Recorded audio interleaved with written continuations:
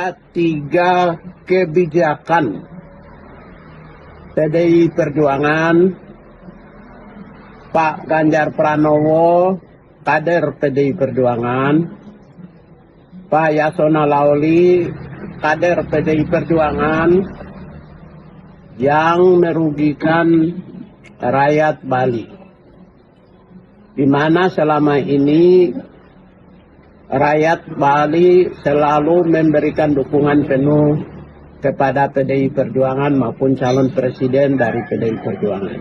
Tapi hari ini ada 3 kebijakan yang sangat-sangat merugikan rakyat Bali.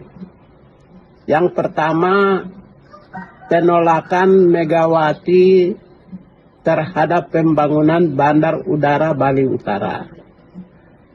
Saya kira Bali ini pembangunannya tidak merata. Turisnya menumpuk di Bali Selatan. Bali Utara potensi-potensinya hampir tidak mampu diberdayakan. Oleh karena itu, pembangunan Bandar Udara Bali Utara akan membuka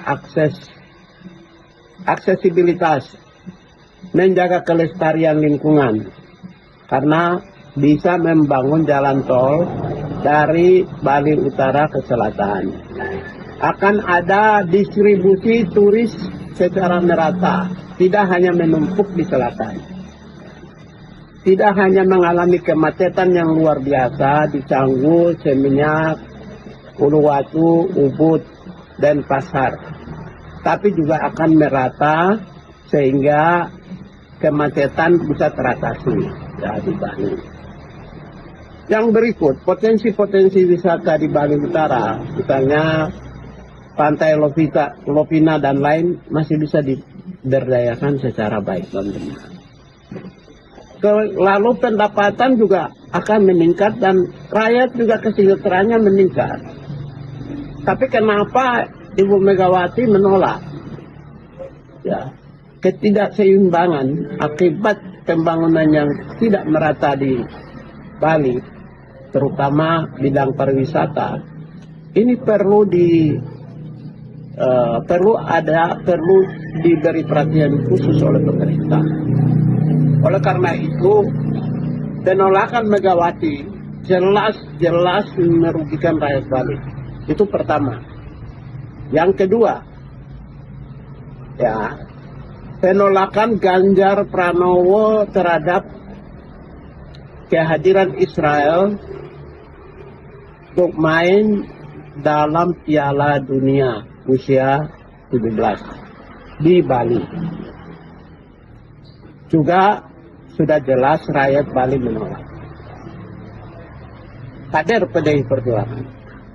Lalu yang ketiga, ada juga kader PDI Perjuangan, menterinya bikin ulah, ya, tidak sensitif, tidak mampu memiliki insting yang baik di dalam menjaga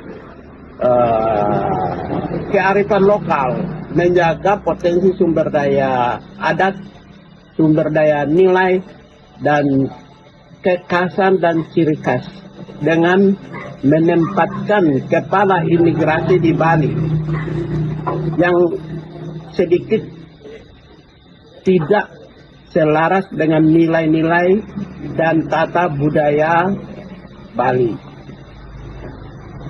Siapa menempatkan kepala imigrasi Bali? Ya, Menteri Hukum dan HAM, Yasona Lawli, kader PDI Perjuangan.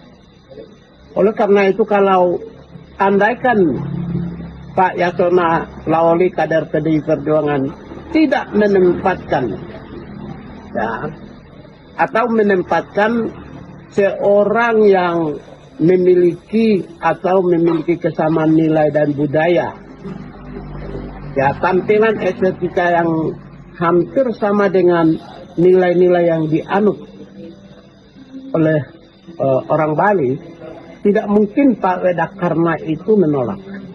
Sebenarnya Pak Wedakarna menolak terhadap kebijakan penempatan pejabat oleh Menteri Yasona Lawli, kader PDI Perjuangan, pendukung Ganjar Pranowo. Ya, itu sebenarnya masalah utamanya. Mengapa? Karena yang exit point dan entry point di pintu utama masuk dan keluarnya para wisatawan itu penting untuk menunjukkan wujud dan gambar dan rupa identitas budaya dan nilai-nilainya dan estetikanya. Nah, oleh karena itulah maka ya penempatan pejabat yang sangat penting seperti ini perlu memiliki kebijaksanaan, ya kebijaksanaan. Ternyata PDI Perjuangan tidak bijaksana. Ternyata pendukung Ganjar tidak bijaksana.